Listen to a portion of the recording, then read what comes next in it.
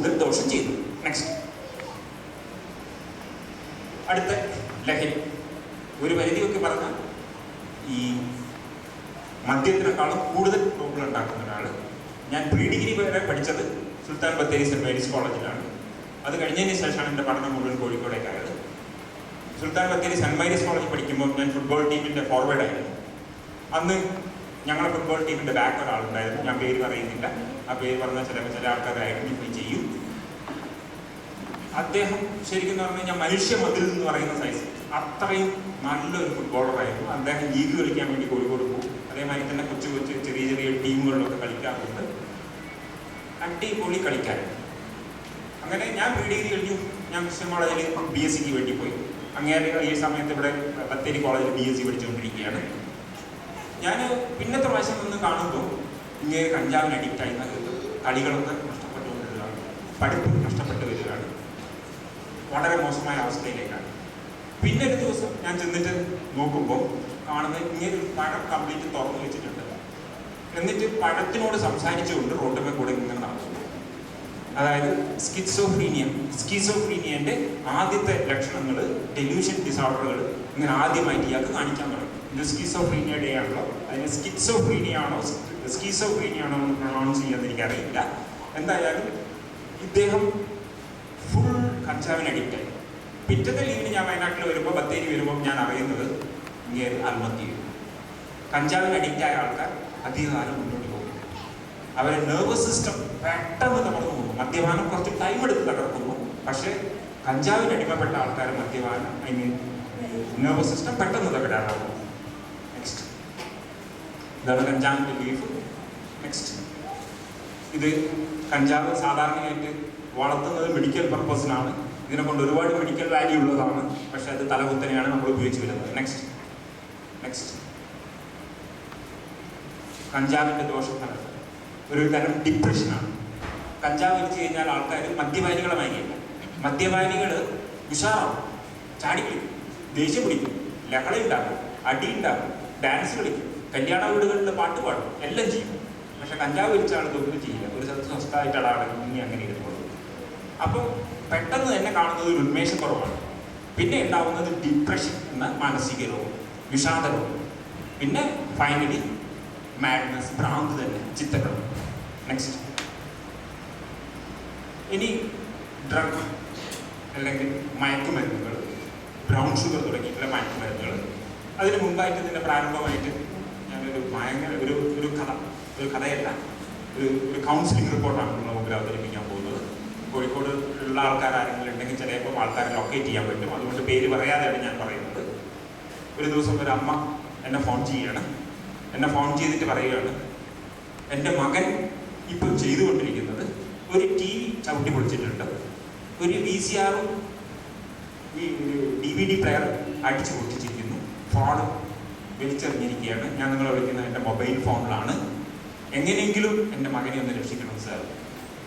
എനിക്കിങ്ങനെ രക്ഷിക്കുന്ന പണികളൊന്നും അറിയില്ല, അല്ലേ, എങ്ങനെയെങ്കിലും ഒന്ന് മാഷോടൊന്ന് സംസാരിക്കണം, എനിക്ക് നിർബന്ധമുണ്ട്, എൻ്റെ മകനോടൊന്ന് സംസാരിക്കണം എന്ന് പറഞ്ഞു.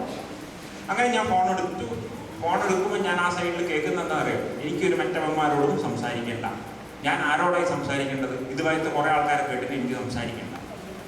പക്ഷെ എന്തോ ഭാഗ്യത്തിന് അയാൾ ഫോൺ എടുത്തു കഴിഞ്ഞ് ഞാൻ ചോദിച്ചു, എന്താ മോനെ നീ ചെയ്തുകൊണ്ടിരിക്കുന്നത്? അപ്പം പറഞ്ഞ് TV ഞാൻ അടിച്ചു പൊളിച്ചു, VCR അടിച്ചു പൊളിച്ചു. ഞാൻ ചോദിച്ചു, അതെന്തിനാണ് അടിച്ചു പൊളിച്ചത്? CD ഇട്ടപ്പോൾ TV കൂടെ ഭൂതങ്ങൾ പുറത്തേക്ക് ചാടി. ഒരുപാട് കൊമ്പും ഉരുണ്ട കണ്ണുകളൊക്കെ ഉള്ള പല്ലുകളൊക്കെ ഉള്ള ഭൂതങ്ങൾ TVയിൽ നിന്ന് പുറത്തേക്ക് ചാടി എന്നെ കൊല്ലാൻ ശ്രമിച്ചു. അതായത് സ്കിസോഫ്രീനിയയുടെ ഭാഗങ്ങളായിട്ട്, അതായത് ഡെലൂഷൻ ഡിസോർഡറുകൾ. എന്നിട്ട് എനിക്ക് സഹിക്കാൻ വയ്യാതെ വന്നപ്പോൾ ഞാൻ TV സാധനങ്ങളൊക്കെ അടിച്ചു പൊട്ടിച്ചു. അപ്പം ഞാൻ അയാളോട് ചോദിച്ചു, ഏതൊക്കെ പാട്ടുകളാണ് നിങ്ങൾ കേട്ടുകൊണ്ടിരുന്നത്? അപ്പോൾ അവൻ കുറച്ച് പാശ്ചാത്യ ഗാനങ്ങൾ പറഞ്ഞു. എന്തോ ഭാഗ്യം കൊണ്ട് എനിക്കത് അറിയാവുന്നതായിരുന്നു. അങ്ങനെ ഞാനും ഇയാളും തമ്മിൽ ഒരു ഫ്രണ്ട്ഷിപ്പിലേക്ക് എത്തി. അങ്ങനെ ഞാൻ ഇയാളുടെ വൈകുന്നേരം കാണാൻ വരുമെന്ന് ചോദിച്ചപ്പോൾ അയാൾ സമ്മതിച്ചു. അങ്ങനെ വൈകുന്നേരം 6 മണിയാകുമ്പോൾ എൻ്റെ വീട്ടിൻ്റെ മുറ്റത്ത് അടിപൊളി ബൈക്ക് വന്നിറങ്ങുന്നു. ഉഗ്രം കൂളിംഗ് ഗ്ലാസ് ഒക്കെ ഉണ്ടെങ്കിൽ നല്ല ടോൾ. ഞാൻ വിചാരിച്ചു ഷാറൂഖ് ഖാൻ്റെ സ്റ്റൈലിൽ, അല്ലെങ്കിൽ അത്രയും അടിപൊളിയായിട്ടുള്ള ഒരു പയ്യൻ വന്ന് വണ്ടിയിൽ മുന്നിൽ വീട്ടിൻ്റെ മുറ്റത്ത് വന്ന് ഇറങ്ങി. അപ്പോൾ ഞാൻ വിചാരിച്ചു ഇതായിരിക്കും ഞാൻ വിചാരിച്ച ആളുകൾ. അപ്പോൾ അതിൽ മുട്ടി well dressed and well behaved, നന്നായിട്ട് പെരുമാറാനും പറയുന്ന നല്ലൊരു പയ്യൻ, 6 അടി ഹൈറ്റും ഉണ്ട്. അങ്ങനെ വെളുത്ത് തുടുത്ത പയ്യൻ. അപ്പോൾ വാതിൽ തുറന്ന് കയറിയിരുന്നു. അപ്പം എന്നോട് സംസാരിക്കാൻ തുടങ്ങി. എന്നോട് സംസാരിച്ച അയാൾ ആ കഥ ഇങ്ങനെയാണ്. അദ്ദേഹത്തിൻ്റെ അച്ഛൻ SP ആണ്, പോലീസ് സൂപ്രണ്ടാണ് ആ ഭാഗത്തുള്ള. എവിടെയാണെന്നുള്ളത് ഞാൻ പറയുന്നത്. SP ആണ്. ഈ പയ്യൻ കോഴിക്കോട് നഗരത്തിൽ ഒരു പ്രശസ്തമായിട്ടുള്ള, ഞാൻ ഒരു വാക്ക് പറഞ്ഞാൽ തന്നെ എല്ലാവർക്കും അറിയുന്നത്, വളരെ പ്രശസ്തമായിട്ടുള്ള ഒരു സ്കൂളിൽ +2 പഠിച്ചുകൊണ്ടിരിക്കുമ്പോൾ ഒരു സുഹൃത്ത് ആദ്യമായിട്ട് ബ്രൗൺ ഷുഗർ കൊണ്ടുവരിക. ബ്രൗൺ ഷുഗർ കൊണ്ട് വന്നിട്ട് ഇവനോട് പറഞ്ഞു ഒന്ന് ടേസ്റ്റ് ചെയ്ത് നോക്കുമെന്ന് ചോദിച്ചു. അങ്ങനെ ഇവൻ ആദ്യമായിട്ട് ബ്രൗൺ ഷുഗർ കയ്യിൻ്റെ മുകളിലിട്ട് ഒന്ന് വലിച്ചു. ഒന്നും കൊടുക്കേണ്ടി വന്നില്ല, ഫ്രീ ആയി. രണ്ടാമത്തെ ദിവസവും ഇവന് ബ്രൗൺ ഷുഗർ കിട്ടി. മൂന്നാമത്തെ ദിവസവും ഇവന് ബ്രൗൺ ഷുഗർ ഫ്രീ ആയിട്ട് കിട്ടി. നാലാമത്തെ ദിവസം ആ നേരായപ്പോൾ ഇവന് നിൽക്കാൻ വയ്യ. ആ സുഹൃത്തിനോട് പോയി ചോദിച്ചു. അങ്ങനെ നാലാമത്തെ ദിവസം ഇവന് ബ്രൗൺ ഷുഗർ കിട്ടി. അങ്ങനെ ഇവർ 5 ആള് അതേ സ്കൂളിൽ നിന്ന് തന്നെ ബ്രൗൺ ഷുഗർ ഉപയോഗിക്കാൻ തുടങ്ങി. ഇപ്പം ഏകദേശം ആ പയ്യനൊരു 23 വയസ്സുണ്ട്. ഇപ്പം ഈ 5 ആളിൽ 4 ആൾ മരിച്ചു. ഈ ഒരു പയ്യൻ മാത്രമേ ബാക്കിയുള്ളൂ. അത് അച്ഛൻ്റെ പവർ കൊണ്ടാണ്. SP-ൻ്റെയും ആ ഒരു പവർ കൊണ്ട് മാത്രമാണ് ഇന്ന് ആ പയ്യൻ ജീവനോടെ. ഈ ബാക്കി 4 ആൾ മരിച്ചുപോയി. ഒരാളെ കൊല്ലുക ചെയ്തത്, ഒരാൾ മിസ്സിംഗ് ആണ്, ഒരാളെ എന്താ പറയുക വെട്ടി കഷ്ണങ്ങളാക്കി. അങ്ങനെ പല രീതികളിലും വളരെ വളരെ മോശമായ മരണങ്ങളായിരുന്നു ബാക്കി 4 ആൾക്കാരുള്ളത്. അപ്പം ഇവൻ എന്നോട് പറഞ്ഞത്, പിന്നെ ഏജന്റുകൾ ഇവനോട് പൈസ കൊണ്ടുവരാൻ വേണ്ടി പറഞ്ഞു. പൈസ കൊണ്ടുവരാൻ വേണ്ടി പറഞ്ഞപ്പോൾ ഇവൻ ആ കള്ള ഫീസുകൾ ഉണ്ടാക്കി. ശ്രദ്ധിക്കുക, വീട്ടിൽ കുട്ടികൾ കൂടുതൽ പൈസ ചോദിക്കുമ്പോൾ കള്ള പൈസ പലതിനും ചോദിക്കാൻ തുടങ്ങി. റിക്കാർഡ്, പ്രാക്ടിക്കല്, അതേമാതിരി തന്നെ സ്റ്റഡി ടൂർ, അത് ഇത് എന്നൊക്കെ പറഞ്ഞ് വീട്ടിൽ ഇങ്ങനെ പൈസകൾ വാങ്ങാൻ തുടങ്ങി. ആവശ്യത്തിൽ കൂടുതൽ വാങ്ങാൻ തുടങ്ങി. ഇവർ കുറച്ചായിട്ട് ഡെയിലി ബ്രൗൺ ഷുഗറുകൾ ഉപയോഗിക്കാൻ തുടങ്ങി. ഒരു ദിവസം ഇവൻ അതിൻ്റെ ഉന്മാദത്തിൽ നിൽക്കുമ്പോൾ ഇവൻ്റെ അമ്മ എന്തോ ഒരു സംശയം തോന്നി. സംശയം ചോദിച്ചപ്പം അവൻ സമ്മതിച്ചില്ല. പക്ഷെ അമ്മയോട് പൈസ ചോദിച്ചു. അമ്മ പൈസ കൊടുത്തിട്ടില്ല എന്ന് പറഞ്ഞപ്പോൾ അമ്മേൻ്റെ ഈ കൈ കംപ്ലീറ്റ് പൊട്ടിച്ചിട്ട് കയ്യിൽ നിന്ന് വള ഊരിക്കൊണ്ട് പിന്നെ ആളെ കാണാനില്ല. പോയത് ഈ വളയും വിറ്റ് ബ്രൗൺ ഷുഗർ ഉപയോഗിച്ച് ബോംബെയിലാണ് എത്തിയത്. 19 വയസ്സുകാരൻ ബോംബെ നഗരത്തിൽ എല്ലാ സ്ട്രീറ്റുകളും, ബോംബെ നഗരത്തിൽ എന്തൊക്കെ സ്ട്രീറ്റ് ഉണ്ടോ ഈ സ്ട്രീറ്റുകളിലൊക്കെ ഈ പയ്യങ്ങൾ കാണാൻ തുടങ്ങി. പിന്നെ ഇവൻ്റെ പണി ബോംബെ ടു ഡൽഹി ഈ മയക്കുമരുന്ന് കടത്തുക. വീട്ടിൽ മിസ് അച്ഛൻ SP ആണ്, എന്നിട്ട് പിടുത്തം കിട്ടുന്നില്ല എവിടെയാണുള്ളത്. അവസാനം ഇവർ പിടിച്ചുകൊണ്ടെന്ന് ബാംഗ്ലൂരിൽ ഒരു ട്രീറ്റ്മെൻറ്റ് സെൻ്ററിൽ കൊണ്ട് അഡ്മിറ്റ് ചെയ്തു. അവിടെ നിന്ന് എന്ത് ചെയ്തു? മതിരിയാടി രക്ഷപ്പെട്ടു പോയി. അങ്ങനെ ഇവൻ്റെ അച്ഛൻ എന്ത് ചെയ്തു? കുറേ പോലീസുകാരെയും വിളിച്ച് ഇങ്ങേരും ചേർന്ന് ഒരു പോലീസ് വാൻ കൊണ്ടുവന്ന് ഇവർ പിടിക്കാൻ വേണ്ടി പോയപ്പോൾ കണക്കാക്കി വലിയൊരു കത്തി ഇവൻ്റെ ബാക്കിൽ തന്നെ റെഡിയാക്കി വെച്ചു. ഇവൻ്റെ അച്ഛൻ ആദ്യം പിടിച്ചു കഴിഞ്ഞപ്പോൾ ചുറ്റും പോലീസുകാരുണ്ട്. ഇവൻ ഈ വലിയ കത്തി ഊരി സ്വന്തം പിതാവിൻ്റെ നെഞ്ഞത്തേക്ക് ആളെത്തിയാണ് കറക്കി വേണ്ടി കയറ്റി വലിച്ചൂരി സ്വന്തം നെഞ്ഞത്തേക്കും കുത്തിയിറക്കി. എന്തോ ഭാഗ്യം കൊണ്ട് പിതാവ് രക്ഷപ്പെട്ടു. മരിച്ചു പോണ്ടതായിരുന്നു. കുറേ കാലം ബേബി മെമ്മോറിയലിൽ കിടന്നു. മരിച്ചു പോണ്ടതായിരുന്നു. മൂപ്പർ എങ്ങനെ രക്ഷപ്പെട്ടു? പക്ഷെ ഇതൊന്നും പത്രത്തിൽ എവിടെയും നമ്മൾ വായിച്ചിട്ടില്ല. ഇതൊക്കെ 3-4 കൊല്ലം മുമ്പ് നടന്ന കാര്യങ്ങളാണ്. അതായത് അവനവൻ്റെ പവർ കൊണ്ട് ഇതെവിടെയും നമ്മൾ വായിച്ചിട്ടില്ല. മരിച്ചു പോണ്ടതായിരുന്നു. ഇവൻ ഈ കത്തി ഇവൻ്റെ നെഞ്ഞത്തും കയറ്റി ഇത് വീഴും. അപ്പോൾ എന്നോട് പറയാ, മൂപ്പർക്ക് പണി കൊടുത്തപ്പോൾ ഞാൻ നല്ലോണം കൊണ്ട് കയറ്റി കൊടുത്ത് എന്നെ കുത്തിയപ്പോൾ ഞാൻ പത്തിനെ കുത്തിയിട്ടുള്ളൂ. ഇതാണ് ഒരു ഡ്രഗ് അഡിക്റ്റിൻ്റെ കഥ. അപ്പം അവൻ പറയുന്നത് അങ്ങേരെ കൊണ്ടാണ് ഞാൻ കുടിയനായത്, ഈ ഡ്രഗ് അഡിക്റ്റ് ആയത്. മൂപ്പര് പോലീസിലായ SI ആയിട്ടാണ് ജോലി കയറിയത്. അന്ന് തുടങ്ങി അയാൾ കുടിയാ. ഞാനത് കണ്ടല്ലേ വളർന്നത്. അതിൻ്റെ ദേഷ്യം കൂടെ തീർക്കാൻ വേണ്ടിയിട്ടാണ് ഞാൻ ഡ്രഗ് ഉപയോഗിച്ചതെന്ന് പറയുന്നത്. ഈ ബേബി മെമ്മോറിയലിൽ നിന്ന് ആള് പുറമേ ഒന്ന് വന്നതിന് ശേഷമാണ് എൻ്റെ അടുത്തേക്ക് വരുന്നത്. എൻ്റെ അടുത്തേക്ക് വന്നതിന് ശേഷം മെഡിക്കൽ ട്രീറ്റ്മെൻറ്റ് കഴിഞ്ഞതിന് ശേഷമാണ് വന്നത്. അതിനുശേഷം ഇപ്പം എൻ്റെ കൂടെ 3.5 കൊല്ലമായിട്ട് ആളുണ്ട്. ഇതുവരെ യാതൊരു സാധനവും ഉപയോഗിച്ചിട്ടില്ല. ഇപ്പം ഞങ്ങൾ കയറി വരുന്നുകൊണ്ടിരിക്കുമ്പം എനിക്ക് ഫോൺ ചെയ്തിട്ട് എന്നോട് പറഞ്ഞത് ഇങ്ങനെയാണ്: സാറിനെ കണ്ടില്ലായിരുന്നെങ്കിൽ ഇവിടെ സാറെന്നുള്ള വ്യക്തിക്ക് പ്രാധാന്യമില്ല, നമ്മൾ ഓരോരുത്തരും ഈ സാറുകളാണ്, ഓരോരുത്തർക്കും കൈ കൊടുക്കാൻ കഴിയും. നേരത്തെ മാഡം പറഞ്ഞ മാതിരി നമ്മൾ കൈ നീട്ടും, ഒരു ചെറുവിരലെങ്കിലും പിടിക്കാൻ ഈ വ്യക്തികളെ കൊണ്ട് നമ്മൾ പ്രലോഭിപ്പിക്കണം. അവർ കുന്തിക്കൂല, പ്രലോഭിപ്പിക്കണം. അത് നമുക്ക് ഓരോരുത്തർക്കും കടമയില്ല. അവൻ എൻ്റെ കൈ പിടിച്ചുകൊണ്ട് ഇന്ന് ആ കുടുംബത്തിൽ വ്യത്യാസങ്ങളുണ്ട്. ആ പിതാവ് എന്നെ കാണുമ്പോൾ അറിയാം, അങ്ങനെ SP റിട്ടയർ ചെയ്തു. അവർ ആ കുട്ടിയുടെ അമ്മ എന്നെ കാണുമ്പോൾ എന്താ പറയുക, സന്തോഷം കൊണ്ട് കരയുകയാണ്. ഇതൊക്കെ ഒരു ദൈവാനുഗ്രഹം മാത്രം, അല്ലാണ്ട് അവിടെ വ്യക്തികൾക്കൊന്നും അവിടെ പ്രാധാന്യമില്ല. നെക്സ്റ്റ് നോക്കിക്കോളൂ, പെൺകുട്ടികളാണ് ഉപയോഗിക്കുന്നത്. നെക്സ്റ്റ്, ഇതൊക്കെയാണ് പലതരം ഡ്രഗ്സുകൾ ഉപയോഗിക്കുന്നത്. നെക്സ്റ്റ്, ഇന്നലെ എൻ്റെ അമ്മ ഇക്ര ഹോസ്പിറ്റലിൽ കിടക്കുന്നുണ്ട്. അവിടെ ഒരു നേഴ്സ് വന്നിട്ട് ഇഞ്ചക്ഷന് വേണ്ടി ട്രൈ ചെയ്തു. എത്ര ട്രൈ ചെയ്തിട്ട് വെയിൻ ഇട്ടില്ല. അത് വെയിൻ മിസ് ചെയ്തിട്ട് മെഡിസിൻ പുറത്ത് പോയി എല്ലാം കൂടെ കൈ ആകെ സ്വെല്ലിങ്. ഞാൻ അവിടെ തമാശക്ക് പറയണ്ടേ, എൻ്റെ സുഹൃത്ത് പയ്യനുണ്ട്, അവനിപ്പം ഒരു ഫോൺ ചെയ്ത് വന്നാൽ മതി, പോയി നേഴ്സുമാരെക്കാൾ ഉഷാറായിട്ട് വെയിൻ എടുത്ത് തരുന്നു. കാരണം ഡ്രഗ് അഡിക്റ്റാണ്, അത് കറക്റ്റായിട്ട് വെയിൻ ഒരു പ്രശ്നമില്ലാതെ ഇടും. ഈ വ്യക്തികൾ എത്ര നന്നായിട്ട് വെയിൻ എടുക്കുന്ന അറിയാം. നേഴ്സുമാരെക്കാളും ഡോക്ടർമാരെക്കാളും നന്നായിട്ട് ഇഞ്ചെക്ട് ചെയ്യാൻ അവർക്കറിയാം. നെക്സ്റ്റ്, ഇനി കയ്യിൽ ബാക്കി സ്ഥലമില്ല, കുത്തി കുത്തി കൈ ഒരു കോലായിട്ട്, എന്നാലും നിർത്തില്ല. നെക്സ്റ്റ്, കൈ കഴിഞ്ഞാൽ പിന്നെ കാലാണ്.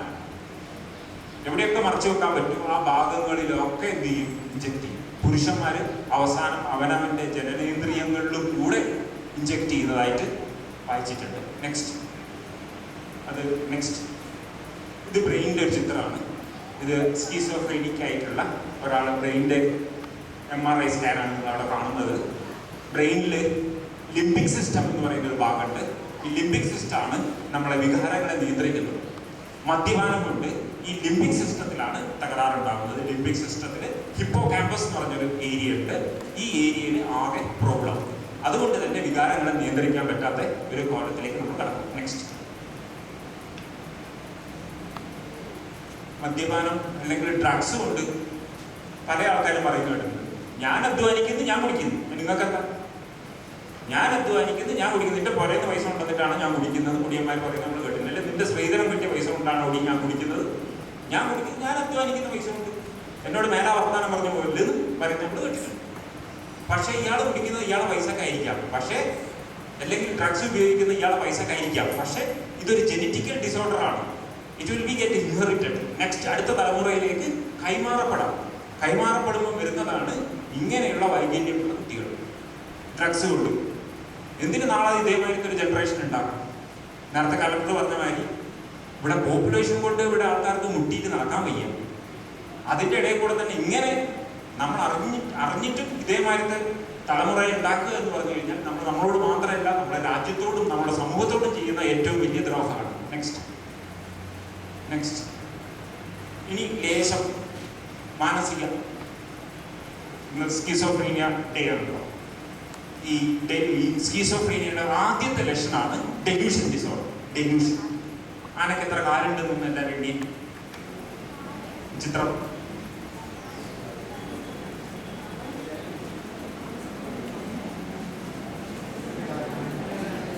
അഞ്ചുണ്ട്, 6 ഉണ്ട്. 4 നമുക്ക് എല്ലാവർക്കും അറിയാം. 5 കാലുണ്ട്, 6 കാണുന്നവരുണ്ട്. അങ്ങനെ പല പല വ്യത്യാസത്തിന് ആനയുടെ കാല് നമ്മളിവിടെ കാണുന്നു. ഈ ഡെലൂഷൻ ഇപ്പൊ നമ്മൾ ആരും മദ്യപിച്ചിട്ടില്ല, അല്ലെങ്കിൽ ഡ്രഗ്സ് ഉപയോഗിക്കുന്ന ആൾക്കാരല്ല. ഇങ്ങനെ 5 കാലായിട്ട് നമുക്ക് തോന്നും, 6 കാലായിട്ട് നമുക്ക് തോന്നും. അതായത് ഇല്ലാത്തതിനെ ഉള്ളത് മാതിരി തോന്നുക, അതാണ് ഡെലൂഷൻ. ഇല്ലാത്തതിനെ ഉള്ള മാതിരി തോന്നുക, അതാണ് ഡെലൂഷൻ. ഞാൻ നേരത്തെ പറഞ്ഞൊരു പയ്യന്റെ കഥ പറഞ്ഞു. ബ്രൗൺ ഷുഗർ അഡിക്റ്റിന്റെ പയ്യന്റെ കഥ പറഞ്ഞു. അവനൊരു ദിവസം രാത്രി 10 മണിക്ക് എന്നെ ഫോൺ ചെയ്തു. ഒരു ദിവസം രാത്രി 10 മണിക്ക് എന്നെ ഫോൺ ചെയ്തിട്ടുണ്ട്. 10 മണിക്ക് ഫോൺ ചെയ്തിട്ട് എന്നോട് പറയാം, മാഷ ഇവിടെ ഭയങ്കര തമാശയാണ്. ഞാൻ എന്താ തമാശ? എല്ലാ ദൈവങ്ങളും വന്നിട്ട് എൻ്റെ സോഫയിൽ ഇരിക്കുന്നുണ്ട്. അപ്പൊ ഞാൻ ചോദിച്ചു, ഏതൊക്കെ ദൈവം വന്നിരിക്കുന്നത്? കൃഷ്ണനുണ്ട്, ബ്രഹ്മാവുണ്ട്, ശ്രീരാമനുണ്ട്, എല്ലാവരും സോഫയിൽ നിരനിരയായിട്ടിരിക്കുന്നുണ്ട്. ഞാൻ ചോദിച്ചു, ബാക്കിയോ? അല്ല, ബാക്കി ആൾക്കാരൊക്കെ ഞാൻ പുറത്തു നിർത്തി. എല്ലാവരും ഇരുത്താൻ സ്ഥലമില്ല അകത്ത്, അതുകൊണ്ട് എല്ലാവരും ഞാൻ ഫ്രണ്ടിൽ എല്ലാം ഇരുത്തിരിക്കുകയാണ്. ഞാൻ ചോദിച്ചു, ഇതൊക്കെ എങ്ങനെ വന്ന്? അല്ല, ഞാനൊരു 3 മണിക്കൂർ കണ്ടിന്യൂസ് ആയിട്ട് അങ്ങോട്ട് പ്രാർത്ഥിച്ചപ്പോൾ എല്ലാവരും എൻ്റെ മുമ്പിൽ പ്രത്യക്ഷപ്പെട്ടു. അപ്പം ഞാൻ ചോദിച്ചു, നീ അവരോടൊപ്പം എന്താ പറഞ്ഞുകൊണ്ടിരിക്കുന്നത്? ഞാൻ അവരോട് എൻ്റെ രോഗം മാറ്റണേ, എനിക്ക് പെട്ടെന്ന് സുഖം തരണേ എന്നൊക്കെ പ്രാർത്ഥിച്ചുകൊണ്ടിരിക്കുകയാണ് എന്ന് പറഞ്ഞു. ഇതാണ് ഡെലൂഷൻ. ഇല്ലാത്തത് ഉള്ള മാതിരി ഉള്ളതോ, അതാണ് ഡെലൂഷൻ ഡിസോർഡർ. അതാണ് ഇന്നത്തെ സ്കീസോഫ്രീനിക് ഡേയിൽ നമ്മൾ ആലോചിക്കേണ്ടത്. ഈ രോഗികൾ ഇല്ലാത്തത് പലതും ഉണ്ട് നമ്മുടെ മുമ്പിൽ വന്ന് പറയും. അതിനെ നമ്മൾ ഹാലുസിനേഷൻസ് എന്നും പറയും. ഹാലുസിനേഷൻസ് പറഞ്ഞാൽ പലതരം ഉണ്ട്. സൗണ്ട് കേൾക്കുന്ന ചങ്ങാതിമാരുണ്ട്. പല സമയത്ത് പല ആൾക്കാരും വന്ന് സംസാരിക്കും. അതായത് എൻ്റെ ഒരു സുഹൃത്തുണ്ട്, മൂപ്പര് കുന്നമംഗലത്താണ് താമസം. ഏകദേശം ഒരു 60-55-60 വയസ്സിൻ്റെ ഇടയിൽ പ്രായമുള്ള ആളാണ്. അപ്പം ഇങ്ങനെ ഭാര്യ എന്നെ വിളിച്ചു, ഭാര്യ എന്നെ വിളിച്ചിട്ട് പറഞ്ഞു, മാഷങ്ങളെ നേരിട്ട് കാണണം, മൂപ്പരെ കൊണ്ട് ഞാൻ മടുത്തിരിക്കുകയെന്ന് പറഞ്ഞു. ഞാൻ പറഞ്ഞു, അങ്ങേര് ഇപ്പോൾ കുടി നിർത്തിയിട്ട് 7-8 കൊല്ലമായ ആളല്ലേ, അയാളെ കൊണ്ട് പിന്നെ എന്ത് പ്രോബ്ലം, അല്ല അയാളെ കൊണ്ട് എനിക്ക് സംസാരിക്കാനുണ്ട്. അങ്ങനെ ഈ ഭാര്യ ഭർത്താവ് എന്നെ കാണാൻ വേണ്ടി വന്നു. കാണാൻ വേണ്ടി വന്നപ്പോൾ ഇയാൾ എന്നോട് പറഞ്ഞു, ഇവളെ കൊണ്ട് ഞാൻ മടുത്ത്, ഞാൻ കുടിയനായത് തന്നെ ഇവളെ കിട്ടിയതിന് ശേഷം, ഇവളെ കൊണ്ടാണ് ഞാൻ കുടിയനായത്, അല്ലെങ്കിൽ ഞാൻ കുടിയനാവില്ലേ. ഇപ്പൊ കുടി നിർത്തിയിട്ട് ഇവളെ ശല്യം എനിക്ക് സഹിക്കാൻ വയ്യ. ഞാൻ ആ സ്ക്രീനോട് ചോദിച്ചു, ഇപ്പൊ മനുഷ്യൻ കുടിയൊക്കെ നിർത്തിയല്ലേ, നിങ്ങൾ കുറച്ചും കൂടെ ഒന്ന് കോപ്പറേറ്റീവായിട്ട് പെരുമാറിക്കൂടെ, എന്തിനാ അയാൾ വെറുപ്പിക്കുന്നത്. അപ്പോൾ ഈ സ്ത്രീ എന്നോട് പറയാ, ഇങ്ങേര് രാവിലെ സ്വന്തം അച്ഛനോട് ചോദിച്ചിട്ടാണ് വീട്ടിൽ പുറത്തേക്ക് ഇറങ്ങുന്നത്. ഇറങ്ങിക്കോട്ടെ, അതിനെന്താ, എല്ലാവരും അങ്ങനെയല്ലേ വേണ്ടത്. പ്രായമുള്ള ആൾക്കാരെ കാണുമ്പോൾ അവരോട് ഒരു പെർമിഷൻ ഒക്കെ ചോദിച്ചു പോകുന്നതല്ലേ നല്ലത്. ഇയാൾ രാവിലെ പോവും, കറണ്ട് ബില്ല് അടയ്ക്കാൻ പോവും, അതേമാതിരി തന്നെ റേഷൻ പീടികയിൽ പോവും, അതേമാതിരി തന്നെ സാധനങ്ങൾ വാങ്ങും, വരും, മുറ്റത്ത് നെല്ല് ഉണക്കാനിട്ടിട്ടുണ്ടാവും, അതൊക്കെ വാരിയിടാൻ ഭാര്യയോട് പറയും. അങ്ങനെ എല്ലാ കാര്യങ്ങളും ചെയ്യുന്ന സ്വന്തം പിതാവ് പറഞ്ഞ കാര്യങ്ങളും അതേമാതിരി അനുസരിക്കുകയാണ്. നല്ല കാര്യം. മൂപ്പരിപ്പോൾ കുടി നിർത്തിയതിന് ശേഷം പ്രായശ്ചിത്തം ചെയ്യുകയായിരിക്കും. ഇത്രയും കാലം പിതാവ് പറഞ്ഞതിന് തലകുത്തനമാണെന്നല്ലോ, നല്ല കാര്യം, അയാൾ അതേമാതിരി ചെയ്തോട്ടെ. ഉടനെ ശ്രീ എന്നോട് പറയുക, ഇയാൾ അച്ഛൻ മരിച്ചിട്ട് 10 കൊല്ലമായി സാറേ. 10 കൊല്ലം മുമ്പ് മരിച്ച അച്ഛനാണ് ഈ കാര്യങ്ങളൊക്കെ ആരോട് പറയുന്നത്, ഇയാളോട് പറഞ്ഞുകൊണ്ടിരിക്കുന്നത്. ഇതാണ് ഓഡിയോ ഹാലുസിനേഷൻ. ഇല്ലാത്ത ശബ്ദങ്ങൾ കേട്ടുകൊണ്ടിരിക്കുക. പല ആൾക്കാരും വന്ന് പലതും പറയുന്ന മാതിരി കേട്ടുകൊണ്ടിരിക്കുക. ഇതും ഒരു മാനസിക രോഗത്തിന്റെ ലക്ഷണമാണ്. നെക്സ്റ്റ്, ഇതാണ് ഇന്നത്തെ ദിനത്തിലുള്ള സ്കീസോഫ്രീനിയ. ഫ്രീനിയ എന്ന് പറഞ്ഞാൽ ബ്രെയിൻ, സ്കീസോ എന്ന് പറഞ്ഞു കഴിഞ്ഞാൽ ഡിവൈഡഡ് ബ്രെയിൻ. അതാണ് സ്കീസോഫ്രീനിയ. ഇരട്ട വ്യക്തിത്വങ്ങൾ കാണിക്കും, ഡെലൂഷൻ നേരത്തെ പറഞ്ഞു, ഡെലൂഷൻസുകൾ കാണിക്കും, അതേമാതിരി തന്നെ ഇമോഷണൽ ഇൻസ്റ്റെബിലിറ്റികൾ കാണിക്കും, എന്താ പറയുക, വൈകാരികമായി നിയന്ത്രണമില്ലാത്ത അവസ്ഥകൾ കാണിക്കും. അങ്ങനെ ഒരുപാട് പ്രശ്നങ്ങൾ ഈ രോഗികൾ കാണിച്ചു കൊണ്ടിരിക്കും. ഈ രോഗികളെ കഴിയുന്നതും പെട്ടെന്ന് ട്രീറ്റ്മെന്റ് സെന്ററുകളിലേക്ക് എത്തിക്കുക. ഇവർക്ക് കൗൺസിലിംഗ് കൊണ്ട് രക്ഷയില്ല. കൗൺസിലിംഗ് കൊണ്ട് കാര്യമായിട്ട് യാതൊന്നും നമുക്ക് ചെയ്യാൻ കഴിയില്ല. അവർക്ക് വേണ്ടത് ചികിത്സയാണ്. Next, paranoid.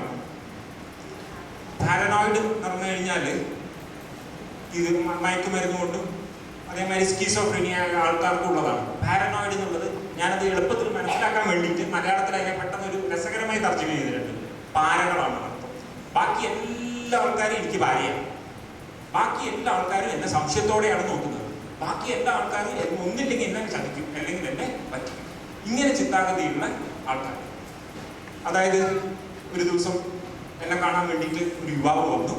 ഈ യുവാവിൻ്റെ പ്രധാനമായിട്ടുള്ള പ്രശ്നം എന്നോട് പറഞ്ഞു, മാഷെ ഞാനിങ്ങനെ ഒരു കമ്പനിയിലാണ് വർക്ക് ചെയ്യുന്നത്.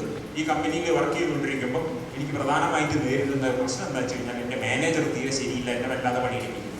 ഞാൻ പറഞ്ഞു, പ്രൈവറ്റ് കമ്പനി ആകുമ്പോൾ അങ്ങനെയാണ്, മാനേജർമാർ പണിയെടുപ്പിക്കും, നിങ്ങൾ പണിയെടുക്കണം. അപ്പോൾ ഉടനെ പറയാം, അതൊന്നും അല്ല പ്രശ്നം, വേറെയും പ്രശ്നമുണ്ട്. ഞാൻ ചോദിച്ചു, വേറെ എന്താ പ്രശ്നം എന്ന് വെച്ച് കഴിഞ്ഞാൽ, ഞാൻ ചെല്ലുമ്പോൾ ഇയാൾ സെയിൽസ്മാനാണ്, പെയിന്റിൻ്റെ സെയിൽസ്മാനാണ്.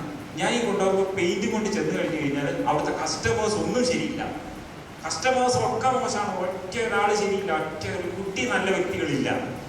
ഞാൻ പറഞ്ഞു, കസ്റ്റമേഴ്സിനോട് നിങ്ങൾ ചിരിച്ചിട്ട് വേണം ചെല്ലാൻ, അല്ലാതെ അവരെ മുന്നിൽ ചെന്ന് കഴിഞ്ഞാൽ നിങ്ങളെ പ്രോഡക്റ്റ് വിൽക്കാൻ കഴിയില്ല. ചിരിച്ചുകൊണ്ടും വളരെ സ്നേഹത്തോടും കൂടെ ചെന്ന് അവരോട് സംസാരിക്കുക, നിങ്ങളുടെ സാധനങ്ങൾ നിങ്ങൾക്ക് വിൽക്കാൻ കഴിയുന്നു. അപ്പോൾ ഉടനെ പറയാം, ഇതും ഒന്നുമല്ല മാഷെ കാര്യം, വേറൊരു കാര്യമുണ്ട്. ഞാൻ വിൽക്കുന്ന പെയിന്റ് ഉണ്ടല്ലോ, തീരെ ക്വാളിറ്റി ഇല്ല, മഹാ തെറ്റിപ്പൊളി പെയിന്റാണ്. അതായത് നമ്മൾ ടി വിയിൽ നിറയെ പരസ്യം കാണുന്നുണ്ട് ഈ പെയിന്റുകൾ, അത് മഹാ മോശമാണ്, അത് വിട്ടിട്ട് കാര്യമില്ല. അപ്പൊ ഞാൻ പറഞ്ഞു, അതങ്ങനെയല്ലല്ലോ, ഞാൻ നല്ലതാണെന്നാണ് പറഞ്ഞത്. ഉടനെ അയാൾ പറയാം, ഇത് മാത്രമൊന്നുമല്ല, എൻ്റെ ശമ്പളവും കുറവാണ്. ഇപ്പൊ നമ്മൾ കാണുന്നത് എന്താ, ഇയാൾക്ക് ബാക്കിയുള്ളത് ഒന്നും ശരിയില്ല, ലോകത്തിൽ ഒരു സാധനവും ശരിയില്ല, ഒറ്റ ഒരാൾ മാത്രമേ ശരിയുള്ളൂ. ആരാണ്? ഞാൻ മാത്രം. അതായത് ഞാൻ ഈ കൂളിംഗ് ഗ്ലാസും വെച്ചിട്ട് പുറത്ത് നോക്കിക്കഴിഞ്ഞാൽ എല്ലാം പച്ചയായിട്ട് എനിക്ക് കാണുന്നു. അപ്പൊ ആദ്യം കറക്റ്റ് ആവേണ്ടത് ഞാനാണ്, സെൽഫാണ് നന്നാവേണ്ടത്. നമുക്ക് ലോകത്തിൽ ആരെയും മാറ്റാൻ കഴിയില്ല, ഒരൊറ്റ ആൾ എളുപ്പത്തിന് മാറ്റാം. ആരെയാ? സെൽഫ്. നമ്മളെ സ്വന്തം മാത്രമേ മാറ്റാൻ കഴിയുള്ളൂ. നമ്മളെ സ്വന്തം മാത്രം മാറ്റി കഴിഞ്ഞു കഴിഞ്ഞാൽ ലോകം മുഴുവൻ നന്നായിട്ട് വരും. അതായത് ഞാൻ ചെറിയൊരു കഥ വായിച്ചിട്ടുണ്ട്. ഒരു വ്യക്തി, ഒരു 20 വയസ്സുള്ള ചങ്ങാതി, ആ ചങ്ങാതി കഴിച്ച് ലോകം മുഴുവൻ ഞാൻ ശരിയാക്കും. അങ്ങനെ കുറെ പൈസയൊക്കെ സമ്പാദിച്ച് ലോകം മുഴുവൻ ശരിയാക്കാൻ വേണ്ടി ശ്രമങ്ങൾ തുടങ്ങി. അങ്ങനെ ഒരു 35 വയസ്സായപ്പോൾ ഇയാൾക്ക് മനസ്സിലായി, ലോകം മുഴുവൻ ശരിയാക്കാൻ കൊണ്ടാവില്ല, ഇന്ത്യ മഹാരാജ്യം നന്നാക്കി കളയാം. അങ്ങനെ ഇന്ത്യ മഹാരാജ്യം നന്നാക്കാൻ വേണ്ടി ഇയാൾ ഓടി നടന്നു. അപ്പോൾ മനസ്സിലായി, ഇത് ശരിയാവില്ല. അങ്ങനെ ഒരു 45 വയസ്സായപ്പോൾ ഇയാൾ വിചാരിച്ചാൽ കേരളം നന്നാക്കി കളയാം. അതിനുവേണ്ടി മൂപ്പരെന്ത് ചെയ്ത് ഓടി പണി നടക്കാൻ വേണ്ടി തുടങ്ങി. അപ്പോൾ കേരളം ഒന്നും ശരിയാക്കാൻ പറ്റില്ല. പിന്നെ മൂപ്പര് അവരെ വയനാട് ജില്ല നന്നാക്കി കളയാം. അങ്ങനെ വയനാട് ജില്ല നന്നാക്കാൻ വേണ്ടി ഇയാൾ കുറെ കാലം ഓടി നടന്നു. അപ്പോഴത്തേനും ഏകദേശം ഇയാൾക്ക് 50-55 വയസ്സായി.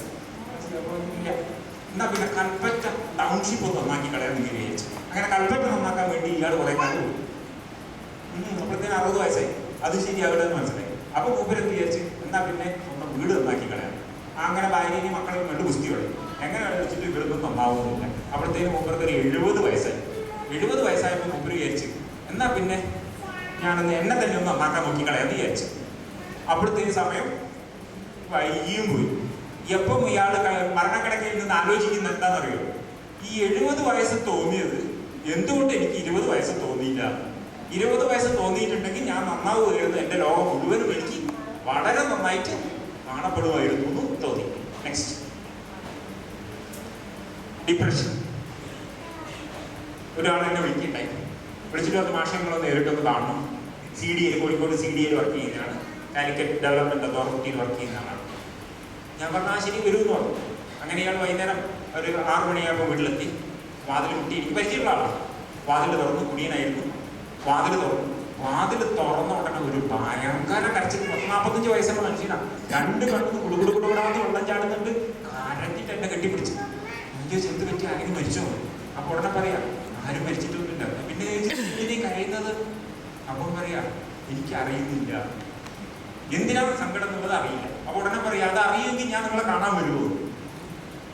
അൺനോൺ ഗ്രീഫ്, എന്തിനാണെന്ന് അറിയാത്ത സങ്കടം, അതാണ് ഡിപ്രഷൻ. നമ്മളെ ഫിസിക്കൽ ആക്ടിവിറ്റീസ് ഒക്കെ ഡൗൺ ആണ്. ഉന്മേഷം കുറവായിരിക്കും. ഒന്നിനും വയ്യ. ഒക്കെ നാളെ ചെയ്യും.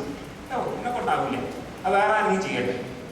ഫുൾ ടൈം സങ്കടം, വിഷാദം, ദുഃഖം. ഇത് മദ്യപാനം കൊണ്ടും മയക്കുമരുന്ന് കൊണ്ട് വരുന്ന ഒരു രോഗമാണ് ഡിപ്രഷൻ. ആക്ച്വലി ആൽക്കഹോൾ എന്ന് പറഞ്ഞു കഴിഞ്ഞാൽ ഡിപ്രസന്റ് ആണ്. നമുക്ക് വിഷാദം തരുന്ന സാധനമാണ്. പക്ഷേ നമ്മുടെ ബ്ലഡിനകത്ത് വന്നു കഴിഞ്ഞാൽ അത് പ്രവർത്തിക്കുമ്പോൾ തലകുത്തനെയാണ് കാണുക.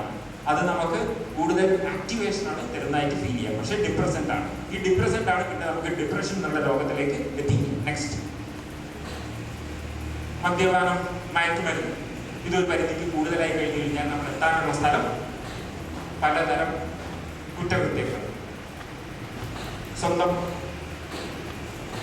ബ്രദറിനോട് അടിപിടി, പ്രത്യേകിച്ച് വേറെ ഒന്നായിരിക്കും. ഒരു വേലി ഇപ്പുറത്ത് കൂടെ പോയി അതിൻ്റെ വളവ് അപ്പുറത്ത് കൂടെ പോയി, അതിനായിരിക്കും ചിലപ്പോഴേ ആ അടി നടക്കുന്നത് ഈ ഒരു ചെറിയ കാര്യത്തിനായി. ഈ ഒരു കാര്യത്തിന് അടിക്ക് പോകുന്നതിന് മുമ്പ് എന്ത് ചെയ്യും? നേരെ വേറെ പോയി 4 അടിച്ചിട്ടേ പോകും. അടിച്ചു കഴിഞ്ഞാൽ അവിടെ തെറ്റി കത്തിയെടുത്ത് കുത്തി ഒരു പ്രശ്നം, അല്ലെങ്കിൽ ഒരു 100 കൂട്ടം പ്രശ്നം, ഭാര്യയുടെ മരണം, അങ്ങനെ 100 കൂട്ടം കാര്യങ്ങൾ. ഇതൊക്കെ മദ്യപാനവും മയക്കുമരുന്നും നമ്മളെ ഒരു ക്രിമിനൽ ആക്കാൻ ചാൻസ് ഉണ്ട്. നെക്സ്റ്റ്, പിന്നെ രക്ഷയില്ല, ജയിൽ. നെക്സ്റ്റ്, ഇതൊന്നും ഇല്ലെങ്കിൽ അവസാനം ടോട്ടൽ മാഡ്നസ്, മുഴു ഭ്രാന്തി. ഈ രീതികളിലേക്കാണ് സാധാരണഗതിയിലേക്ക് എത്തുന്നത്. നെക്സ്റ്റ്, ഇനി as A social worker, as A citizen in India, as a responsible person in the society, what can I do for this people? ഈ ജനങ്ങൾക്ക് വേണ്ടി നമുക്ക് എന്തൊക്കെ ചെയ്യാൻ പറ്റും? First you give love and care. നമുക്ക് അവരെ സ്നേഹത്തോടെ പരിപാലിക്കും. ഞാൻ നേരത്തെ പറഞ്ഞു കുടിയന് കൊടുക്കേണ്ടത് ഉപദേശമില്ല. കുടിയന് കൊടുക്കേണ്ട ഒരു ക്വാർട്ടറാണ്. ഒരു ക്വാർട്ടറിൽ ലേശം വെച്ച് കൊടുക്കുകയാണ് വേണ്ടത്. 2 കുടിയനോട് ഉപദേശം കൊണ്ട് കാര്യമില്ല. First you give love and care. Then disciplined life. അവർക്ക് എന്താണ് ഡിസിപ്ലിൻഡ് ലൈഫ്? അതൊന്നും ഇല്ല. കുടിയൻ എഴുന്നേറ്റ് രാവിലെ 11 മണിക്കോ 12 മണിക്കോ ആയി. മയക്കുമരുന്നിലുള്ള ആൾക്ക് പ്രത്യേകിച്ച് ദിവസങ്ങളേ ഇല്ല. ഇതിനിടയ്ക്ക് എന്നെ കാണാൻ വേണ്ടി ഒരു കുടിയൻ വന്നു. കുടിയൻ വന്നിട്ട് എന്നോട് പറഞ്ഞു, മാഷെ കഴിഞ്ഞ ആഴ്ചയിൽ 2 ദിവസം ഉണ്ടായില്ല. 2 ദിവസം ഉണ്ടായില്ല. കഴിഞ്ഞ ആഴ്ചയിൽ ചൊവ്വയും ബുധനും പോയി. ഞാൻ തിങ്കളാഴ്ച കഴിഞ്ഞിട്ട് ഞാൻ മനസ്സിലാക്കുന്നത് പിന്നെ വ്യാഴാഴ്ച. ഈ 2 ദിവസം ഇവിടെ പോയി, ഒരു കൊടുത്തും കിട്ടില്ല. അതായത് 2 ദിവസം ഫുൾ ഓഫാണ്. ഫുൾ ഫിറ്റുമാണ്. അപ്പോൾ 2 ദിവസം ലിസ്റ്റ് നമുക്ക് കട്ടായി. അപ്പോൾ അവർക്ക് കുറച്ച് ഡിസിപ്ലിനെ പറ്റി നമുക്ക് സംസാരിച്ചു കൊടുക്കണം. Then spiritual background. കാൾ യൂങ്ങിന്റെ പ്രധാന ഫോർമുലയാണ് സ്പിരിറ്റും സ്പിരിച്വാലിറ്റി. സ്പിരിറ്റും സ്പിരിച്വാലിറ്റി. ഇതിന് സ്പിരിച്വൽ ടച്ചപ്പ് കൊണ്ട് ഒരുപാട് മാറ്റങ്ങൾ ഉള്ളതായിട്ട് ഒരുപാട് ട്രീറ്റ്മെന്റ് സെന്ററുകൾ തെളിയിച്ചു കഴിഞ്ഞിട്ടുണ്ട്. Then proper education. Proper education എന്ന് പറഞ്ഞാൽ സ്കൂൾ എഡ്യൂക്കേഷൻ അല്ല അവിടെ ഉദ്ദേശിക്കുന്നത്. ഇപ്പം നിങ്ങൾ എൻ്റെ ക്ലാസ്സുകൾ കേട്ടിട്ട് നിങ്ങൾക്ക് കുറച്ച് ഐഡിയകളായിട്ടുണ്ട്. എന്താണ് മദ്യപാനം, എന്താണ് മദ്യപാന രോഗം, എവിടെയൊക്കെയാണ് എഫക്റ്റ് ചെയ്യുന്നത്, അതിനെക്കൊണ്ട് എന്തൊക്കെ മാനസിക രോഗങ്ങളാണ് ഉണ്ടാവുന്നത് ഒക്കെ നമ്മളിപ്പോൾ മനസ്സിലാക്കി കഴിഞ്ഞു. അയാൾക്ക് പറ്റുന്ന സമയങ്ങളിൽ, നമുക്ക് ചെവി തരുന്ന സമയങ്ങളിൽ ചെറുതായിട്ട് നമുക്ക് ആൾക്കാരോടൊക്കെ സംസാരിക്കാം. Then moral values. കുടിയന്മാർക്ക് യാതൊരു മോറൽ വാല്യൂ ഇല്ല. കാരണം ഞാൻ കണ്ടിട്ടുണ്ട്, ഇവിടെ കുരിശുപള്ളിൻ്റെ മുന്നിൽ കുടിയൻ ബാറിലേക്ക് പോകുന്നതിന് മുമ്പ് അവിടെ നിന്ന് പ്രാർത്ഥിക്കുന്നത് ഞാൻ കണ്ടിട്ടുണ്ട്. കുരിശുപള്ളിൻ്റെ മുന്നിൽ ദൈവമേ എന്നെ കാത്തോളനെ അങ്ങനെ ഇങ്ങനെയൊക്കെ ഉണ്ട്. അപ്പം ഞാൻ കാര്യം നീ എന്താ പ്രാർത്ഥിക്കുന്നത്? എന്നെ വൈകുന്നേരം ഓർഡർ അടിക്കാനുള്ള ഒരു 50 രൂപ സംഘടിപ്പിച്ച് തരണമെന്ന് പ്രാർത്ഥിക്കാറുണ്ട്. അപ്പം അതിനു വേണ്ടി പ്രാർത്ഥിക്കുന്ന കേട്ടിട്ടുണ്ട്. തിരിച്ച് വെള്ളടിച്ച് വന്നു കഴിഞ്ഞാലോ ഇയാൾക്ക് മുണ്ടില്ല, ഷർട്ടില്ല, വെറും അണ്ടർവെയറിൽ നിന്നിട്ട് കുരിശുപള്ളിൻ്റെ മുമ്പിൽ തെറി വിളിക്കുന്നത് ഞാൻ കേട്ടിട്ടുണ്ട്. ഈ മോറൽ വാല്യൂസ്, യാതൊരു തരത്തിലുള്ള മോറൽ വാല്യൂസ് കുടിയന്മാർക്കില്ല. അപ്പോൾ അവർക്ക് അത് നമുക്ക് just be a role model to them. Next one, fault at root not at fruit. ഈ ചിത്രത്തിൽ അതിൻ്റെ ബാക്ക് സൈഡിൽ ഒരാളവിടെ ഉണ്ട്, അയാളവിടെ ഡ്രഗ്സ് ഉപയോഗിക്കുന്നതാണ് കാണുന്നത്. അപ്പം ഈ കുട്ടികൾ പറയാ കുഴപ്പം ഞങ്ങളതല്ല, കുഴപ്പം റൂട്ടിലാണ്, നോട്ട് അറ്റ് ഫ്രൂട്ട്. കുട്ടികളൊക്കെ ശുദ്ധന്മാരാണ്, മോശം എൻ്റെ മരുന്നൊക്കെ പ്രായമുള്ള ആൾക്കാരാണ്. ഒരിക്കലും കുട്ടികൾ മോശക്കാരല്ല, എല്ലാവരും നല്ല ആൾക്കാരാണ്. അവരിത് പഠിക്കുന്നത് പ്രായപൂർത്തിയായിട്ടുള്ള ആൾക്കാരിൽ നിന്നാണ്. അപ്പം നമ്മൾ അവർക്കൊരു റോൾ മോഡലായി കഴിഞ്ഞു കഴിഞ്ഞാൽ നമ്മൾ പേടിക്കുകയും വേണ്ട, സമൂഹത്തിനടക്കം നമുക്ക് റോൾ മോഡലാവാൻ നമുക്ക് കഴിയും. നെക്സ്റ്റ്, ഗാന്ധിജി നമുക്ക് വളരെ അടിപൊളി മെസ്സേജ് തന്നിട്ടുണ്ട്. ഈ മെസ്സേജ് നമ്മൾ ഓരോരുത്തരും കൊണ്ട് നടക്കേണ്ടതാണ്. Very simple, that is my life is my message. My life is, എൻ്റെ ജീവിതമാണ് എൻ്റെ സന്ദേശം. എൻ്റെ ജീവിതമാണ് എൻ്റെ സന്ദേശം. എനിക്ക് വേറൊരാളുടെ മാതിരി ആവാൻ പറ്റില്ല. എനിക്ക് മോഹൻലാലിൻ്റെ മാതിരി ജീവിക്കാൻ കഴിയില്ല, മമ്മൂട്ടീൻ്റെ മാതിരി ജീവിക്കാൻ പറ്റില്ല, അല്ലെങ്കിൽ തമിഴ് സിനിമയിലെ ഏതെങ്കിലും ഒരു നടൻ്റെ മാതിരി സൂപ്പർ സ്റ്റാറായിട്ട് ജീവിക്കാൻ കഴിയില്ല, അല്ലെങ്കിൽ ഒരു തികഞ്ഞ മദ്യപാനിയായി ജീവിക്കാൻ പറ്റില്ല, അല്ലെങ്കിൽ ഒരു സെയിൻ്റായിട്ട് ജീവിക്കാൻ പറ്റില്ല. പക്ഷെ എനിക്ക് ഒരാളായിട്ട് ജീവിക്കാൻ പറ്റും, ഞാനായി ജീവിക്കാൻ പറ്റും. എൻ്റെ മൂല്യങ്ങൾ മുൻനിർത്തിക്കൊണ്ടും എനിക്ക് ജീവിക്കാൻ കഴിയും. ഈ ഒരു കാര്യം നമുക്ക് ശ്രദ്ധിക്കാം. My life is my message. ഈ സമൂഹത്തിൽ എല്ലാ മൂല്യങ്ങളും വെച്ചുകൊണ്ട് നമ്മൾ അടിപൊളി ആളായി ജീവിക്കുക, അതാണ് നമ്മുടെ പ്രധാന ദൗത്യം. Next, how to help an addict. കുടിയന്മാരോട് ഞാൻ പറഞ്ഞ ഉപദേശങ്ങളോട് വലിയ കാര്യമില്ല. കുടിയന്മാർ ആദ്യം ചെയ്യേണ്ടത് ഡി അഡിക്ഷൻ സെൻ്ററാണ്. എൻ്റെ നൈബറിംഗ് കോളേജിൽ ഒരു പ്രൊഫസറുണ്ട്, അങ്ങേര് ഇംഗ്ലീഷ് പ്രൊഫസറാണ്. അങ്ങേര് ഇംഗ്ലീഷ് കവിതകളുടെ ലോകത്താണ് ജീവിക്കുന്നത്, ഒക്കെ ഫാൻറ്റസിയാണ്. അങ്ങേര് ടെറസിൻ്റെ മുകളിൽ നിന്ന് രാത്രി ഫുള്ളായി കുടിച്ച് പാട്ട് പാടും, ചന്ദ്രനെ നോക്കി പാട്ട് പാടും. അതേമാതിരി വയലിൽ പോയിട്ട് വേർഡ്സ്വർത്തിൻ്റെ കവിതകൾ പാടും. വയനാടുകളിൽ വന്ന് കാട്ടുകളിൽ വന്ന് പ്രകൃതിയെ പറ്റി കവിതകൾ എഴുതും. ഇതൊക്കെ എഴുതണമെങ്കിൽ എന്ത് വേണം? ഇത് 4 അടിക്കണം, ഇല്ലെങ്കിലും പ്രൊഫസർക്ക് ഒരു എഴുത്തില്ല. അങ്ങനെ ഒരു ദിവസം പ്രൊഫസർ എന്നെ ഫോൺ ചെയ്തിട്ട് പറഞ്ഞു, മാഷെ എനിക്ക് ഇനി തീരെ വയ്യ, പോകണമെന്ന് വരണം. അങ്ങനെ ഞാൻ പ്രൊഫസറെ കാണാൻ വേണ്ടി പോയി. പക്ഷെ പോകുമ്പോൾ കൊണ്ടുപോകേണ്ട സാധനം ഞാൻ കൊണ്ടുപോകാൻ മറന്നില്ല. എന്താണ്? ഒരു ക്വാർട്ടർ. അപ്പം കുടിയന് വേണ്ടത് കള്ള, അല്ലാണ്ട് ഉപദേശമല്ല. അപ്പം ഞാനൊരു ക്വാർട്ടർ വാങ്ങി നേരെ പ്രൊഫസറെ കാണാൻ വേണ്ടി ചെന്നു. നോക്കുമ്പോൾ എന്നോട് പറഞ്ഞു, മാഷെ ഞാൻ രാവിലെ കാർ കൊണ്ട് പോയതാ, എൻ്റെ കാർ കാണുന്നില്ല. കാറ് കാണുന്നില്ല? അത് എൻ്റെ കാറ് കാണുന്നില്ല. ഞാൻ കാറ് കൊണ്ടാണ് ബാറിലേക്ക് പോയത്. തിരിച്ചു വരുമ്പോൾ ഞാൻ ഒറ്റയ്ക്ക് ഓട്ടോറിക്ഷ പിടിച്ചു വന്ന് കാർ കാണുന്നു. ഇങ്ങനെ ഫുൾ ഫിറ്റായിട്ട് അവിടെ കാർ എടുത്ത് വന്ന് പെട്രോൾ പമ്പിൽ പെട്രോൾ അടിച്ച് പൈസയും കൊടുത്ത് കാർ അവിടെ വെച്ച് ഓട്ടോറിക്ഷയ്ക്ക് വീട്ടിൽ വന്നു. ഇതാണ് കാർ കാണാതായ. അപ്പോൾ ഇയാൾ എന്ത് പറ്റിയിരിക്കുന്നത്? ഇയാൾ ഒരുപാട് ബ്ലഡ് ഒമിറ്റ് ചെയ്തിട്ടുണ്ട്. അപ്പോൾ ഞാൻ ചെല്ലമാഷ ഇത് നിങ്ങൾ ആണോ ചോദിച്ചോ ഇതൊക്കെ ഛർദ്ദിച്ചിരിക്കുന്നത്? ഞാൻ അങ്ങനത്തെ കുടിയനൊന്നുമില്ല. കുടിയനൊരിക്കലും ഞാൻ കുടിയനാൻ സമ്മതിക്കില്ല. ഞാൻ കുറച്ച് തക്കാളി വാങ്ങി ഇങ്ങനെ ചവച്ചുകൊണ്ടിരുന്നു. അവസാനം പിന്നെ അത് ഇടയ്ക്ക് ഞാൻ തുപ്പി കളിച്ചു. അതാണ് ഈ ചോപ്പുകൾ, അല്ലാണ്ട് എനിക്ക് പ്രശ്നമൊന്നുമില്ല എന്നുള്ളത്. അപ്പോൾ ഞാൻ പറഞ്ഞു, എൻ്റെ ഒരു ക്വാർട്ടർ ഉണ്ട്, നമുക്ക് നോക്കിയാലോ? അത് വേണം നമുക്ക് നോക്കാൻ തന്നെ. ഞാൻ ലേശം സാധനം വെച്ചു കൊടുത്തു. ഇത് അടിച്ചു കഴിഞ്ഞ ശേഷം മുമ്പ് നേരത്തെ പറഞ്ഞ മാതിരി എന്നെ കാണാൻ പല ഉപദേശികളും വന്നിട്ടുണ്ട്. ഇവിടെ പല പല ആൾക്കാരും വന്നിട്ടുണ്ട്. ആദ്യമായിട്ടാണ് എനിക്കൊരു ക്വാർട്ടർ കൊണ്ടുവരുന്നത് കാണാൻ വേണ്ടി ഒരാൾ വരുന്നത്. അപ്പോൾ ഉടനെ പറഞ്ഞ്, നിങ്ങൾക്ക് എന്താണ് ഇതിലൊരു എന്നോട് ഇത്ര സംസാരിക്കേണ്ട താല്പര്യം? എനിക്ക് പ്രത്യേകിച്ച് താല്പര്യമൊന്നുമില്ല. നിങ്ങൾ കുടിച്ചാൽ നിങ്ങൾ പോയി, ഞാൻ കുടിച്ചാൽ എനിക്ക് പോയി. നിങ്ങൾ വേണമെങ്കിൽ കുടി നിർത്തിക്കോളൂ, നിങ്ങൾ കുടി നിർത്തണമെന്ന് എനിക്ക് നിർബന്ധമൊന്നുമില്ല എന്നാണ് പറഞ്ഞു. അപ്പോൾ അങ്ങനെ പറഞ്ഞു, നിങ്ങളൊരു പ്രത്യേക തരത്തിലാണല്ലോ സംസാരിക്കുന്നത്, എന്നാൽ എനിക്ക് കുടി നിർത്തിയാൽ കൊള്ളാമെന്നൊരു ആഗ്രഹമുണ്ട്. ഉടനെ ഞാൻ എന്ത് ചെയ്തു? അയാളോട് പറഞ്ഞു, നിങ്ങൾക്ക് വേണ്ടത് കൗൺസിലിംഗ് അല്ല ആദ്യം വേണ്ടത് മെഡിക്കൽ ട്രീറ്റ്മെൻറ്റാണ്. അങ്ങനെ ഇങ്ങനെ ഞാൻ ബാംഗ്ലൂരിൽ ഡോക്ടർ കറി ഫ്രീഡം ഫൗണ്ടേഷനിൽ പറഞ്ഞു വിട്ടു. അങ്ങനെ ഫ്രീഡം ഫൗണ്ടേഷനിൽ അയാൾ 3 മാസം 21 ദിവസം കൊണ്ടൊന്നും വലിയ കുടിയന്മാർ രക്ഷപ്പെടില്ല. 21 ദിവസം കൊണ്ട് എവിടെ എത്തില്ല. ഞാൻ എൻ്റെ അനുഭവം കൊണ്ടുകൊണ്ടാണ് പറയുന്നത്. ഞാൻ ഏകദേശം ഒരു ചുരുങ്ങിയ ഒരു 300 കുടിയന്മാരെങ്കിലും നേരിട്ട് കണ്ടില്ല. ഒരു ദിവസം ഒരു 10-20 കുടിയന്മാരെ കണ്ടുകൊണ്ടിരിക്കും. അപ്പം ഈ 300-400 കുടിയന്മാരെ ട്രീറ്റ്മെൻറ്റ് സെൻ്ററിൽ അവർ ബയോഡാറ്റയുടെ കയ്യിലുണ്ട്. ഇവർ 21 ദിവസം കൊണ്ട് കുടി നിർത്തിയ ആൾക്കാർ വളരെ കുറവല്ലോ ട്രീറ്റ്മെൻറ്റ് കൊണ്ട്. ഇങ്ങനെ ഏകദേശം 3-4 മാസം ബാംഗ്ലൂർ ട്രീറ്റ്മെന്റ് സെന്ററിൽ കിടന്നു. അത് കഴിഞ്ഞ് തിരിച്ചു വന്നു. അങ്ങനെ ഇപ്പം ആൽക്കഹോളിക് അനോണിമസ് എന്ന കൂട്ടായ്മയിലൂടെ കുടി നിർത്തി അങ്ങനെ സുഖമായിട്ട് പോകുന്നത്. പിന്നെ ഡി അഡിക്ഷൻ സെന്ററിൽ വന്നു കഴിഞ്ഞാൽ നമുക്ക് ചെയ്യാവുന്ന കാര്യങ്ങളാണ് ഒന്ന് കൗൺസിലിംഗ്, അതേമാതിരി തന്നെ ഗ്രൂപ്പ് തെറാപ്പി. ഒരു കുടിയൻ ഒറ്റക്ക് നിൽക്കാൻ കഴിയില്ല. കുടിയൻ ഒറ്റക്ക് നിന്ന് കഴിഞ്ഞാൽ പ്രശ്നമാണ്. ഞാൻ നേരത്തെ പറഞ്ഞു, കുടിയനുള്ള പ്രോബ്ലം മുഴുവൻ സ്റ്റിങ്കിങ് തിങ്കിങ് ആണ്. അയാളുടെ ചിന്തകൾ മുഴുവൻ മോശമാണ്. ഒരിക്കലും അയാൾ നല്ല ആൾക്കാർ തിങ്ക് ചെയ്യുന്ന കാര്യം പറ്റില്ല. അപ്പം അദ്ദേഹത്തിന് വേണ്ടത് ഗ്രൂപ്പ് കോഗ്നിറ്റീവ് തെറാപ്പിയാണ്. അയാളുടെ ചിന്തകൾ മുഴുവൻ നല്ല ചിന്തകളാക്കി മാറ്റും. അതിന് വേണ്ടിയിട്ട് ഗ്രൂപ്പ് തെറാപ്പികൾ പറ്റും. അതിന് സോഷ്യൽ തെറാപ്പി ഉണ്ട്. 2 തരം ഗ്രൂപ്പുകളുണ്ട്. നർക്കോട്ടിക് അനോണിമസും ഉണ്ട്, ആൽക്കഹോളിക് അനോണിമസും ഉണ്ട്. നർക്കോട്ടിക് അനോണിമസ് ഡ്രഗ് അഡിക്ട്സിന് വേണ്ടിയിട്ടുള്ളതാണ്. ആൽക്കഹോളിക് അനോണിമസ് കുടിയന്മാർക്ക് വേണ്ടിയിട്ടുള്ളതാണ്. ഈ കുടി നിർത്തിയ കുടിയന്മാരെ കൗൺസിലിങ്ങിന് ശേഷം നമ്മൾ ഇതേമാതിരത്തെ കൂട്ടായ്മകളിലേക്ക് എത്തിക്കണം. ഇതേമാതിരത്തെ കൂട്ടായ്മകൾ വേണം നിർബന്ധമില്ല. സ്പിരിച്വൽ കൂട്ടായ്മകളും പറ്റും. പല സിസ്റ്റർമാരും പല അമ്പലങ്ങളും പല ഏരിയകളിൽ പല ആൾക്കാരായിട്ട് നടത്തുന്ന സംഭവങ്ങളുണ്ട്. ഇതിൻ്റെ ഇടയ്ക്ക് ഞാൻ ഇതേമാതിരത്തെ ഒരു സംഭവത്തിൽ അത്തോളി ഒരു ആശ്രമത്തിൽ പോയി ഞാൻ സംസാരിക്കില്ല. അവിടുത്തെ സ്വാമിജി വിളിച്ചിട്ട് അവിടെ സ്വാമിജി അതിന് വളരെ ഇൻട്രസ്റ്റ് എടുത്തിട്ട് അവിടെ പ്രത്യേക ഒരു കൂട്ടായ്മ തന്നെ ഉണ്ടാക്കിയിരിക്കുന്നു. അവിടെ പോയി സംസാരിക്കുക. അതേമാതിരി തന്നെ മുസ്ലിം ആവട്ടെ, ക്രിസ്ത്യൻ ഫെലോഷിപ്പ് ആവട്ടെ, ഒരുപാട് ഫെലോഷിപ്പുകൾ ഇതിന് വേണ്ടി ആത്മീയപരമായ പുരോഗതിക്ക് വേണ്ടി വർക്ക് ചെയ്യുന്ന ആൾക്കാരുണ്ട്. അതും നടക്കുന്നതാണ്. നെക്സ്റ്റ് വേണ്ട.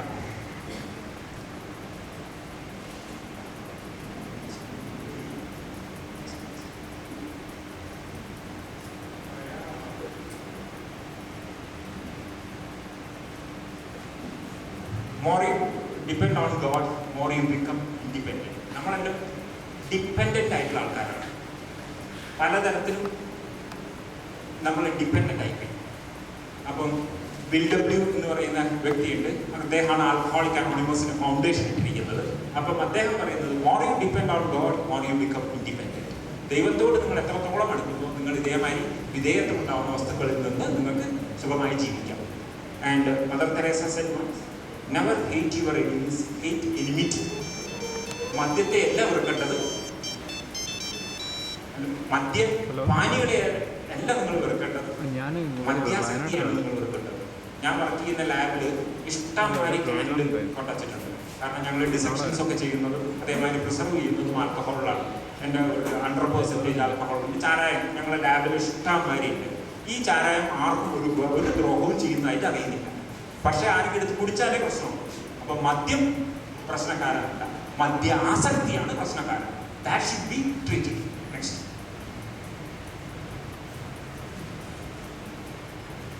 ഇത് പൂർണ്ണമദ്യ നിരോധനം പ്രഖ്യാപിച്ചുകൊണ്ട്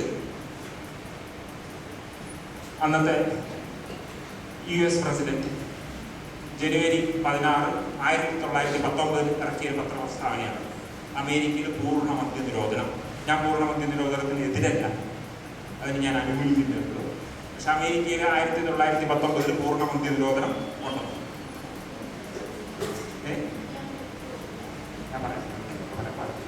പൂർണ്ണ മദ്യ നിരോധനം കൊണ്ടുവന്നു. പൂർണ്ണ മദ്യ നിരോധനം കൊണ്ടുവന്നതിന് ശേഷം ഏകദേശം അമേരിക്ക എന്ത് ചെയ്തു? എല്ലാ പോർട്ടുകളും ബ്ലോക്ക് ചെയ്തു, എല്ലാ എയർപോർട്ടുകളും ബ്ലോക്ക് ചെയ്തു. അതേമാതിരി തന്നെ മദ്യപാനികളെ കള്ളവാറ്റുകാരുടെ വെടിവെച്ച് കൊല്ലാനുള്ള ഓർഡേഴ്സ് വെച്ചു. ഏകദേശം 500 ആൾക്കാരെ അമേരിക്കയിൽ ഈ കള്ളവാറ്റുകാരെ വെടിവെച്ചു. ഏകദേശം 5000 ആൾക്കാരെ പിടിച്ച് ജയിലിലാക്കി. ഏകദേശം 50,000 ആൾക്കാരെ ശിക്ഷിച്ചു.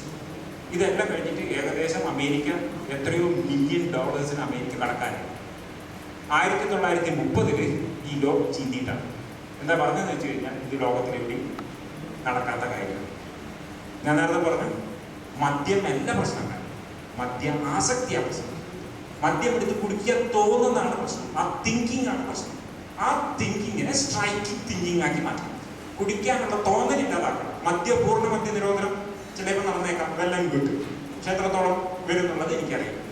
നെക്സ്റ്റ്. ഡെസ്പ്രോഹിബിഷൻ. Next. Thank you very much. ഈ സംശയങ്ങൾ എന്തെങ്കിലും